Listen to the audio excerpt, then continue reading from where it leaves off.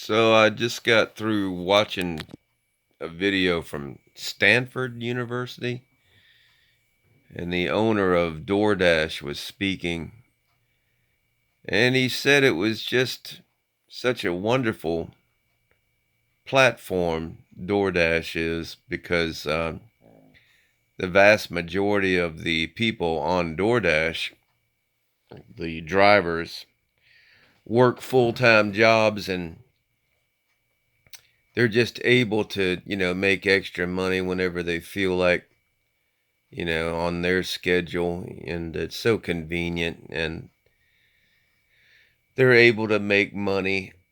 And uh, from everything I see, and from studying YouTube videos from drivers that happen to be honest, for the most part, you're gonna only make money if you get a tip. And as far as I know, the owner of DoorDash failed to mention how he was stealing tips from their drivers. He didn't mention that fact. He didn't mention the fact that these part-time drivers, if they are working part-time, will never be able to use the tax benefits by driving part-time. So they're going to be taxed the full gross amount that they're working part-time. They'll never be able to use the mileage write-off. They'll never be able to write off their gas. Working part-time for Uber Eats and DoorDash is the stupidest thing a man could do tax-wise.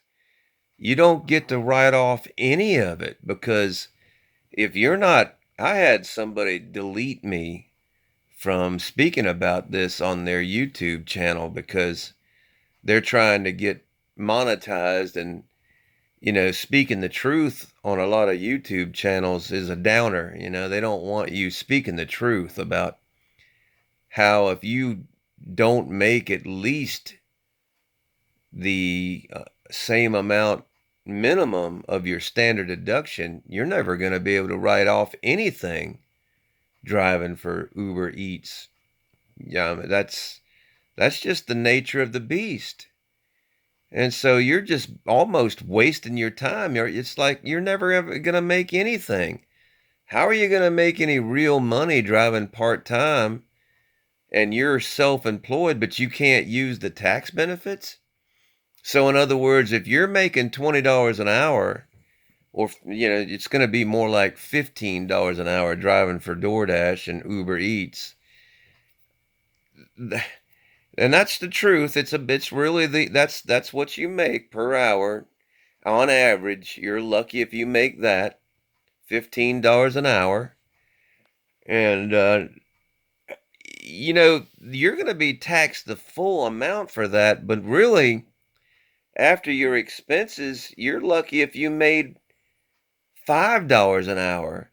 So now, what should have been $5 an hour taxable income, if you're lucky, if you do get tips, because the only way you really get paid, the whole app, all these apps are based on keeping you starving until you get a tip. If you get a tip, you make your money. If you're not getting a tip, unless they have some kind of peak pay, which by all indicators, that's very rare because they use peak pay to flood more drivers into those zones. And once they flood the drivers with too many drivers, then the wages go down. And it's like chasing something that doesn't exist. It's so frustrating trying to get the truth about driving for these gig apps. The real truth is, if you want to live in your car, you're going to do okay, and because you can stop wherever you're at, and go get you some food, and then nighttime comes, you can sleep in your car, and then you can go back to work when you wake up. But you got bills or anything like that? Forget it, my friend. See you next time.